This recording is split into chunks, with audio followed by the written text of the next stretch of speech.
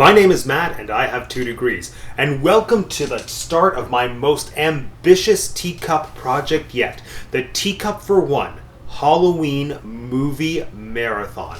For the next 31 days, I am going to be doing videos inspired by some of the greatest spooky Halloween movies of all time.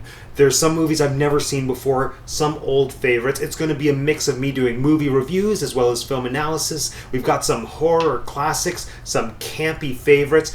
But today, we're kicking things off with the world's first horror movie, the 1920 silent film epic, The Cabinet of Dr. Calagari. The Cabinet of Dr. Calagari. I did it. Widely considered the world's first horror film and credited with starting off German Expressionism, the film is about an evil doctor who uses hypnosis and mind controls to turn a sleepwalker into a serial killer, and the man who tries to catch him. This is one of those movies that almost legally has to be on a syllabus for any introductory film course from high school through to university level. But even if you've never heard of The Cabinet of Dr. Calagari, its familiarity to any viewer is undeniable because of the almost immediate influence it had on filmmaking across numerous genres. The hypnotized murderer Cesare would become a model for future portrayals of monsters in cinema. The visual aesthetic would go on to inspire auteur fantasy directors like Tim Burton. The dark, moody lighting would become a staple in film noir. There is even a case to be made for this movie influencing one of the most important directorial decisions in The Wizard of Oz.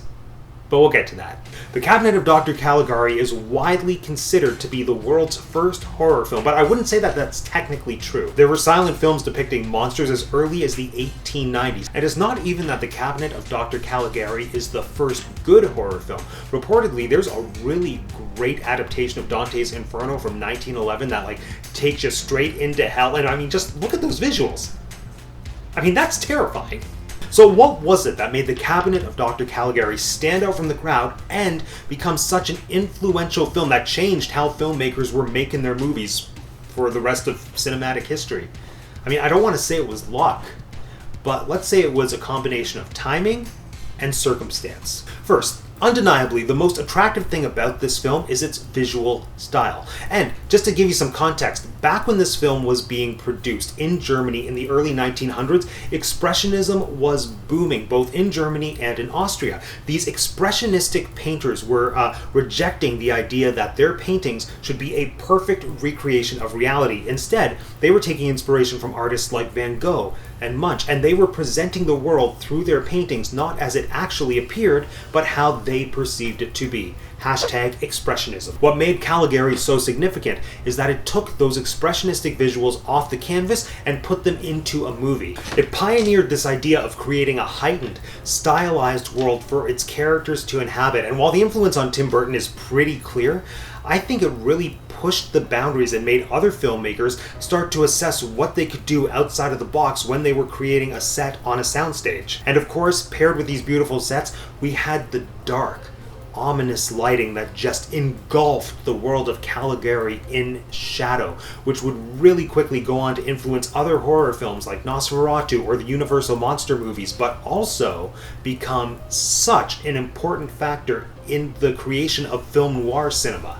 So, was this industry-changing combination of gorgeous expressionistic sets and dark, ominous, shadowy lighting the result of a genius director? Well, the jury is still kind of out on who is actually responsible for making certain choices, but one thing is very clear.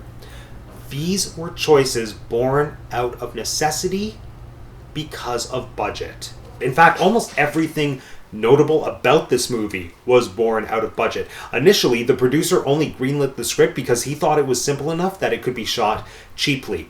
The dark, moody, atmospheric lighting was a byproduct of the fact that Germany's electricity was being rationed immediately following World War I, and in terms of that beautiful, artistic, expressionistic style, it's cheaper to paint buildings than it is to build buildings, and on top of that, the producer recognized Expressionism is the in thing right now, so if nothing else, people will see this movie because it looks cool. And going back to the story for a second, the script itself was not written with the intention of crafting a revolutionary film that would define German Expressionism.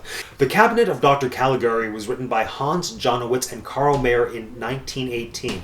The two of them had limited writing experience, absolutely no experience or connections to the film industry, but what they did have was a ton of life experience, having just come out of World War I. The writers reportedly had extremely troubling individual experiences during the war, and it left them both very disillusioned with authority.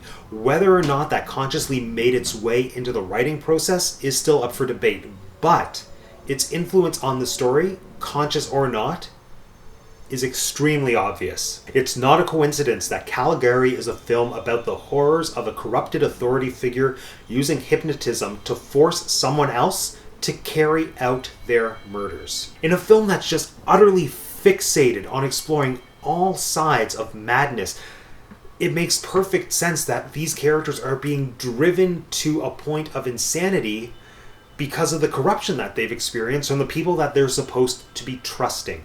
And that brings me to the most effective part of this film, which is the twist ending.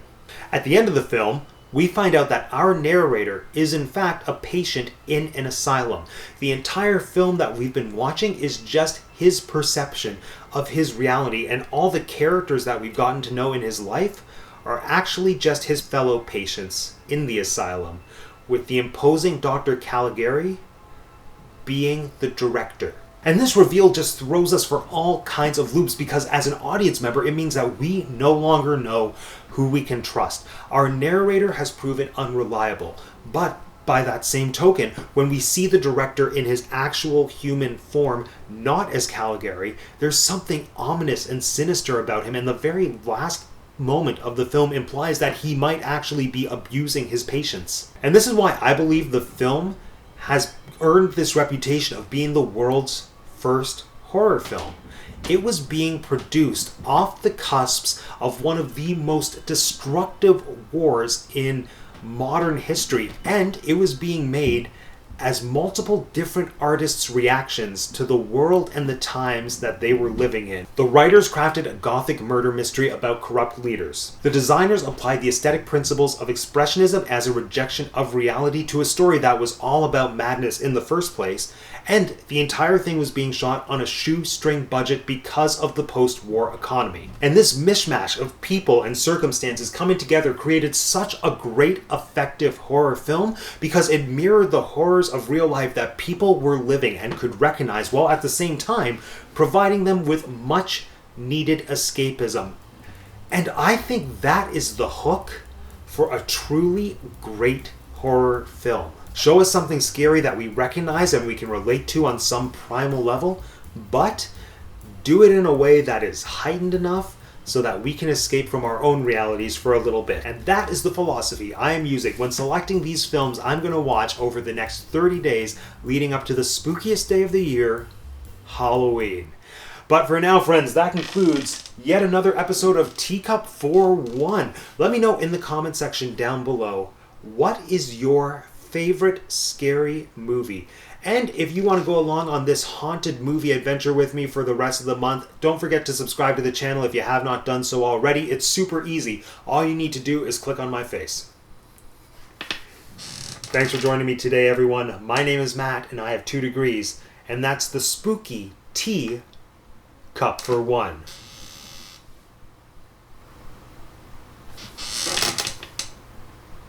Boo!